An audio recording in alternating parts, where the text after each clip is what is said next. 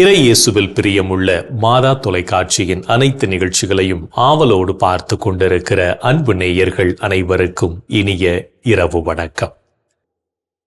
Napoleon ஒரு வீரராக இருக்கும் பொழுது அவருடைய படை ஓர் ஊரில் முகாமிட்டிருந்தது. ஒரு நாள் பகல் நேரத்தில் எல்லா வீரர்களும் ஓய்வெடுத்துக் கொண்டிருந்தனர். விளையாடிக் கொண்டும் பேசிக்கொண்டும் உல்லாசமாய் வெளியே அலைந்து கொண்டும் இருந்தனர். நெப்போலியன் மட்டும் தம்முடைய கூடாரத்தின் உள்ளே அமர்ந்து நூல்களை படித்துக் கொண்டிருந்தார். அப்பொழுது அந்த ஊரைச் சேர்ந்த ஒரு பெண் அங்கே வந்தார். மற்ற படை வீரர்கள் எல்லாம் உல்லாசமாக திரியும் பொழுது நெப்போலியன் மட்டும் ஓர் கூடாரத்தில் அடங்கி கிடப்பதைக் கண்டு அந்த பெண்ணுக்கு நகைப்பு ஏற்பட்டது. படித்து கொண்டிருந்த நெப்போலியனிடம் சென்று, மற்ற வீரர்களெல்லாம் எவ்வளவு மகிழ்ச்சியாக வெளியே விளையாடி கொண்டிருக்கிறார்கள், நீங்கள் மட்டும் ஒரு நாள் கூட வெளியே வரவே இல்லையே, நீங்கள் என்ன கோஷா பெண்ணா என்று அவரிடம் கேட்டார். நெப்போலியன் பதிலொன்றும் சொல்லவில்லை. 12 ஆண்டுகளுக்கு பிறகு நெப்போலியன் பிரெஞ்சு பேரரசராகி தம்முடைய படைகளுடன் முன்னொரு சமய முகாமிட்டிருந்த இடத்திற்கு வர நேரிட்டது.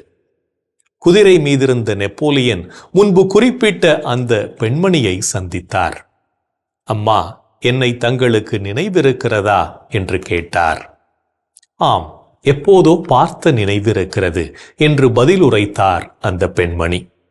முன்னொரு சமயம் இதே இடத்தில் கூடாரத்திற்குள் இருந்து ஒருவன் படித்து கொண்டிருக்கும் பொழுது மற்ற வீரர்களெல்லாம் விளையாடுகின்றனரே, நீங்கள் மட்டும் கூடாரத்திற்குள் அடங்கி கிடக்கிறீர்களே, நீங்கள் என்ன கோஷா பெண்ணா என்று தாங்கள் கேட்டீர்களே, அவன்தான் நான்.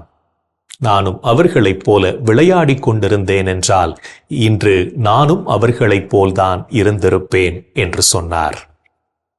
நாம் முன்னேற்ற பாதையை நோக்கி பயணிக்க வேண்டும் என்றால் நேரத்தை வீணாக்காமல் இருக்க வேண்டும் என்ற கருத்தை இந்த கதை நமக்கு உணர்த்துகிறது.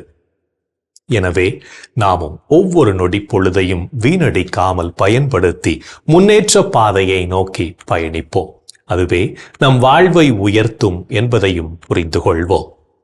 இன்றைய தினத்தை எடுத்துக்கொள்வோம். இந்த நாள் முழுவதும் நாம் நமக்கு கொடுக்கப்பட்ட நேரத்தை சரியாக பயன்படுத்தி வாழ்ந்தோமா என்று யோசித்து பார்ப்போம். மேலும் இந்த நாள் முழுவதும் நமது செயல்பாடுகள் எப்படிப்பட்டதாக இருந்தது என்று நம்மையே நாம் கேட்டு பார்ப்போம்.